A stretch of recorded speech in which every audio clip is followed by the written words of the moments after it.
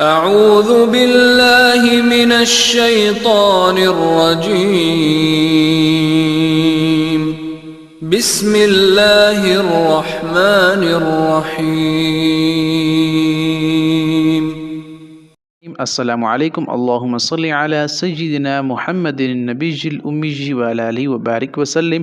Rabbi इश्रह ली सदरी व यस्सिर ली अमरी वहलुल उक़दतम मिन लिसानी यफ़क़हू क़ौली।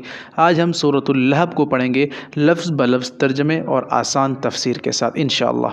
इस सूरत को पढ़ने से पहले हम थोड़ा सा इसका बैकग्राउंड समझेंगे कि ये सूरत किस मौके पर नाजिल हुई थी। जब आप कुरान पढ़ रहे हों या कहीं पढ़ा जा रहा हो तो आसानी से समझ सकेंगे इस सूरत को इंशाअल्लाह। हुआ यूँ था कि रसूलुल्लाह सल्लल्लाहु अलैहि वसल्लम को हुक्म हुआ कि आप जाइए, अब ऐलानिया दावत का ऐलान कीजिए। तो रसूलुल्लाह सल्लल्लाहु अलैहि वसल्लम सफ़ा की पहाड़ी पर गए, वहाँ पर चढ़कर ऐलान किया और लोगों को बुलाया। या सबाहा, वहाँ पर रिवाज था कि कहीं कोई ख़बर देना होती तो लोग पहाड़ी पर चढ़कर आवाज़ लगाते। कहीं जंग की ख़बर होती या किसी किस्म की कोई ख़बर होती तो वहाँ पर रसूलुल्लाह सल्लल्लाहु अलैहि वसल्लम ने उन्हीं का तरीक़ा अपनाया और पहाड़ी पर चढ़कर ऐलान किया और कहा कि ऐ लोगों, अगर मैं आपको कहूँ कि इस पहाड़ी के पीछे एक लश्कर तुम पर हमला आवर होने वाला है तो क्या तुम मेरी बात पर यकीन करोगे? तो सब ने कहा हम ज़रूर करेंगे, आप सच्चे हैं, सादिक और अमीन हैं। तो रसूलुल्लाह सल्लल्लाहु अलैहि वसल्लम ने उस वक्त कि मैं अल्लाह का रसूल हूँ, मैं तुम्हें दावत देता हूँ दीन की, क़ूलू ला इलाहा इल्लल्लाह तुफ़्लिहून, के कलमा पढ़ो कामयाब हो जाओगे। उस वक्त अबू लहब जो रसूलुल्लाह सल्लल्लाहु अलैहि वसल्लम के सगे चचा थे, उसकी बीवी उम्मे जमील कहा जाता है, वो भी थी, सारे मौजूद थे। तो अबू लहब जो थे उसने वहीं ठहर कर रसूलुल्लाह सल्लल्लाहु अलैहि वसल्लम को मुखातिब होकर कहा कि तब्बल लका लिहाज़ा जमाअतिना, नाऊज़ु बिल्लाह मिन ज़ालिक, कि मोहम्मद सल्लल्लाहु अलैहि वसल्लम आपने हमें इस वजह से जमा किया कि आप ये बात कहें। तो उन्होंने रसूलुल्लाह सल्लल्लाहु अलैहि वसल्लम को बद्दुआ दी। तो उसी मौके पर बाद में रसूलुल्लाह सल्लल्लाहु अलैहि वसल्लम पर ये सूरत नाजिल हुई जिसमें अबू लहब को अल्लाह ताला ने वही बद्दुआ देकर इरशाद फरमाई। तो सुनते हैं कि अल्लाह ताला ने क्या जवाब दिया। बिस्मिल्लाहिर रहमानिर रहीम। तब्बत यद अबी लहबिन व तब, तब्बत टूट गए या टूट जाएं, यद यद कहते हैं हाथ को, यदा दो हाथों को कहते हैं। तब्बत यद टूट गए दोनों हाथ, अबी लहब अबू लहब के, व तब वो भी खुद हलाक हो गया। अब अल्लाह ताला ने उसी की ज़बान में उसी को जवाब दिया। उन्होंने रसूलुल्लाह सल्लल्लाहु अलैहि वसल्लम को भी बद्दुआ दी थी और कहा था कि लिहाजा जमाअतिना, आपने हमें इस वजह से जमा किया कि अब हमसे ये बात करें। तो अल्लाह ताला ने उसको कहा कि तुम्हारे हाथ टूट जाएँ। तो मैं तो वो अल्फाज इस्तेमाल नहीं करना चाहता जो उसने रसूलुल्लाह सल्लल्लाहु अलैहि वसल्लम के बारे में कहे। अच्छा, तब्बत यद अबी लहबिन व तब, तब्बत टूटने से है, तब्बत टूट गए या टूट जाएंगे, क्योंकि रोह महफूज में सब कुछ लिखा जा चुका है ना। तो अल्लाह ताला ने वो इशारा कर दिया कि टूट गए अबू लहब के हाथ, अबी लहबिन, और ख़ुद भी तबाह हो गया। अब तब्बत कहते हैं टूट गए या टूट जाएं, यदा दोनों हाथ को कहते हैं, अबी लहबी अबू लहब के, व तब और वो हलाक हुआ। फिर कहा कि मा अगना अनहु, मा अगना अनहु मालुहु व मा कसब, मा ना अगना काम आया, गनी से है ना, जिसके पास माल दौलत पैसा हो, गनी होता है ना, वो काम उसकी चीज़ आती रहती है। तो मा अगना से निकला है, गनी से निकला है। मा अगना ना काम आया उसके, अनहु उससे, अन का मतलब से आता है, हु उससे, पीछे की तरफ लौट रही है ज़मीर, पीछे बात हो रही है क्योंकि अबू लहब की बात हो रही है ना, तो हु अबू लहब की जानिब जा रहा है। तो मा अगना ना काम आया, अनहु उसका या उससे, मालुहु माल, माल को हु फिर वही पीछे की तरफ आ रहा है ना। तो बहुत आसान है इंशाल्लाह। हु हाफिज हु हो तो आप समझ जाया करें कि पीछे वालों की बात हो रही है।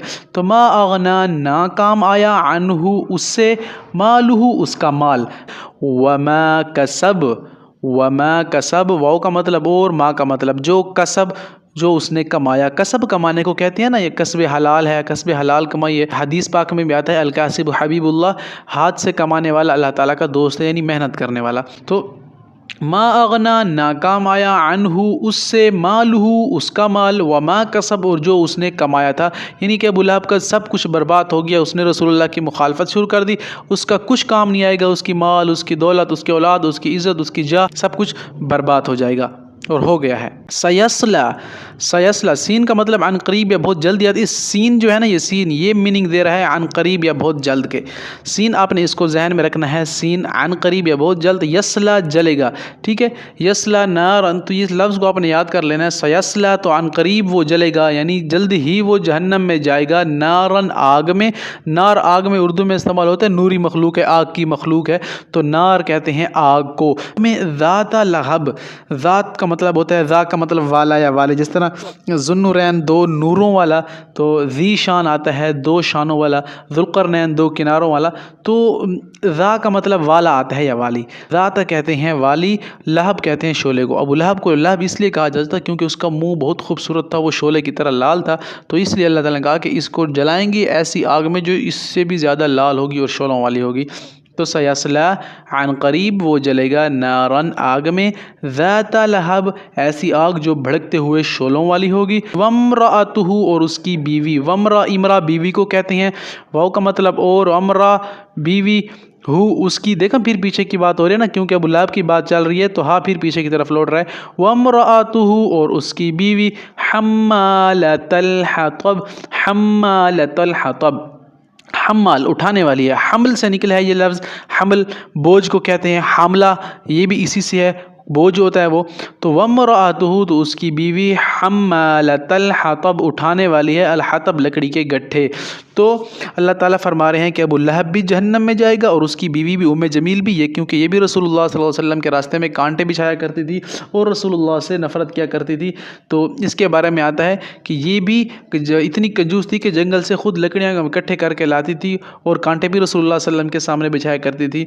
तो इसलिए अल्लाह ताला ने कहा कि ये दोनों जहन्नम में जाएंगे, ऐसी या जहन्नम जो शोलों वाली होगी। फ़ी जीदिहा, फ़ी का मतलब में आएगा, जिस तरह फ़ी सबीलिल्लाह अल्लाह के रास्ते में हम कहते हैं, फिल फोर जल्दी में, तो उर्दू में इस्तेमाल हो रहा है ना उर्दू में फ़ी, तो फ़ी क्या मतलब आएगा में, जीदिहा उसकी गर्दन में, जीद गर्दन को कहते हैं, हा उसकी, क्योंकि मैंने बताया ना हा हु जो भी हो पीछे की तरफ लौटेगा, जिस पर्सन की बात हो रही होगी। तो फ़ी जीदिहा उसकी गर्दन में, यानी इसकी बीवी की अब बात यहाँ से शुरू हो रही है ना, तो उसकी गर्दन में क्या होगी, हबल होगी, रस्सी, हबलुन रस्सी को कहते हैं। वातसिमु बिहब्लिल्लाहि जमीअन वला तफर्रक़ू, कुरान में आगे है कि अल्लाह की रस्सी को मजबूती से थामो, तफरक़े में मत पड़ो। तो फ़ी जीदिहा उसकी गर्दन में होगी, हबल रस्सी, मिम मसद बटी हुई रस्सी, ऐसी रस्सी जो बुनी गई हो, बटी गई हो खजूरों की छाल से, या अरब के लोग जिस ज़माने में जो रस्सियाँ बनाया करते थे जिस चीज़ से, उस रस्सी की ताबीर है। तो रिवायात में आता है कि अबू लहब की बीवी को मौत ही इसी हाल में आई थी कि वो जंगल में लकड़े करने गई थी, वो रस्सी उसके पाँव में कहीं अटकी थी और उसके गले में फंस गई थी, उसी हालत में वो मरी थी। अल्लाह ताला कह रहे हैं कि क़यामत के दिन उसे उसी हालत में उठाया जाएगा कि उसकी गर्दन में क्या होगी, फ़ी जीदिहा उसकी गर्दन में हबल रस्सी होगी, मिम मसद वही बट्टी हुई रस्सी जिससे वो रसूलुल्लाह के सामने कांटे बिछाया करती थी या अपने खावंद के साथ मिलकर रसूलुल्लाह के बारे में बुरी तदबीरें क्या करती थी। तो ये हमारे सामने सूरतुल लहब भी आ गई है आसान तर्जमे और तफसीर से। इंशाअल्लाह उम्मीद है आपको ज़रूर पसंद आई होगी। अगर पसंद आई तो कमेंट सेक्शन में अपने राय का इजहार ज़रूर दिया करें। मिलते हैं इंशाअल्लाह नेक्स्ट वीडियो में। अपने रब के फरमान का, इस प्यारे कुरान का बड़ा ख्याल रखिएगा। अस्सलामु अलैकुम व रहमतुल्लाहि व बरकातुहू।